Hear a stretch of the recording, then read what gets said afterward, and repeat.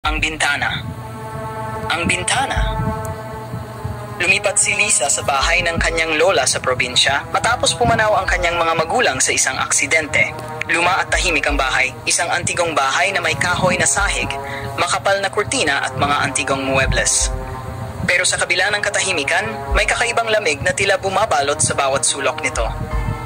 Ang kwarto ni Liza ay nasa ikalawang palapag. Tanaw mula sa bintana ang likod ng bahay, isang maliit na bakuran at masukal na gubat sa likod. Hindi niya ito binubuksan, lalo na kapag gabi. Pero tuwing 2:00 ng gabi, may maririnig siyang mahihinang kaluskos sa labas nito, kasabay ng tila banayad na kaluskos ng kuko sa salamin. Noon pa man, may mga ingay na yan. Sanay ka na rin yan, ani ng lola niya isang umaga, nang ikuwento ni Liza ang naririnig niya. Pusa lang siguro, dagdag ng lola, ngunit may kung anong alinlangan sa tono nito. Isang gabi, mas malakas ang tunog. Tulog na ang lahat.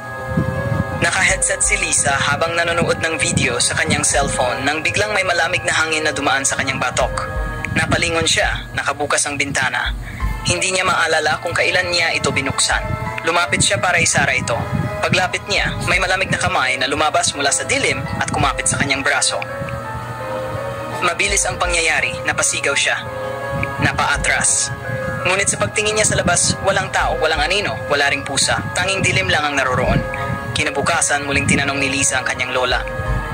Lola, may nangyari ba dati sa kwartong to? Tahimik ang matanda. Matagal bago ito sumagot.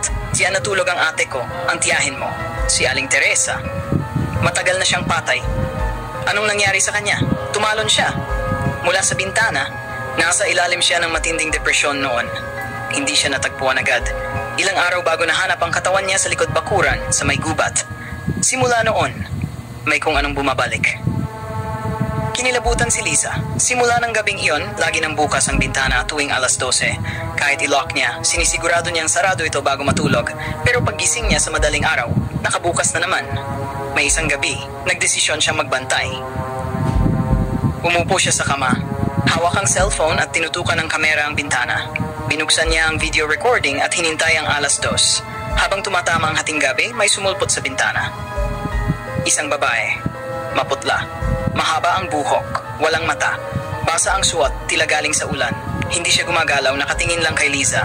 Ngunit sa screen ng cellphone, wala ang babae. Sa harap lang niya ito nakikita sa totoong mata niya, pero hindi sa video. Napapaatras si Liza, ngunit bago pa siya makatakbo palabas ng kwarto, may narinig siyang bulong. Buksan mo lang, saglit lang. Kinabukasan, wala si Liza sa kwarto. Nakita siya ng lola niya sa likod bakuran. Nakatayo, nakatingin sa bintana ng kanyang kwarto mula sa labas. Basang-basa.